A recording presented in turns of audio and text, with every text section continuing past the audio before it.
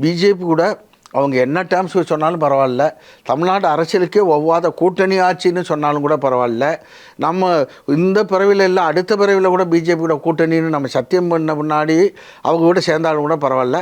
ஆனால் நம்முடைய சகாக்களாக 40 ஆண்டு காலம் இந்த இயக்கத்தில் மிகப்பெரிய ஒரு சக்தியாக இருந்த அம்மாவால் அடையாளம் காட்டப்பட்டு பயணித்த தலைவர்களான அண்ணன் ஓபிஎஸ் அவர்களையும் இவருக்கு முதலமைச்சராக துணை நின்ற திரு டிடிவி தினகரன் அவர்களையும் சேர்த்துக்க மாட்டேன்னு சொன்னால் இந்த ஸ்டாண்டை முதல்ல கட்சி தொண்டன் ஏற்றுக்கிறானா சார்? அவர் கூட இருக்கக்கூடிய தொண்டன் இதவே என்ன ஏற்றுக்கலை?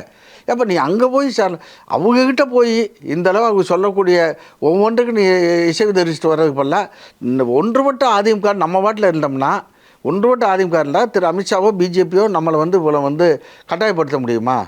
அவர் சாதிச்சாரு, நினைச்சதை சாதிச்சாரு. அண்ணாமலை மாவட்டத்திலையும் ஓபிஎஸ் டிடிவி சசிகலாவை சேர்க்க மாட்டேன்றதையும் உறுதியாக இருந்துட்டார். For what purpose? Is it for a good purpose?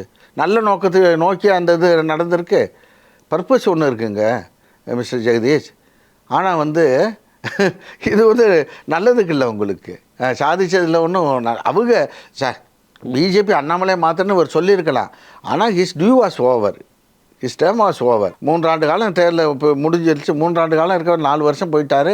எனவே தேர்தல் நடத்தப்பட்டு எல்லாம் நடத்தப்பட்டு திரு அண்ணன் நயினார் நாகேந்திரன் அவர்கள் வந்திருக்கார்.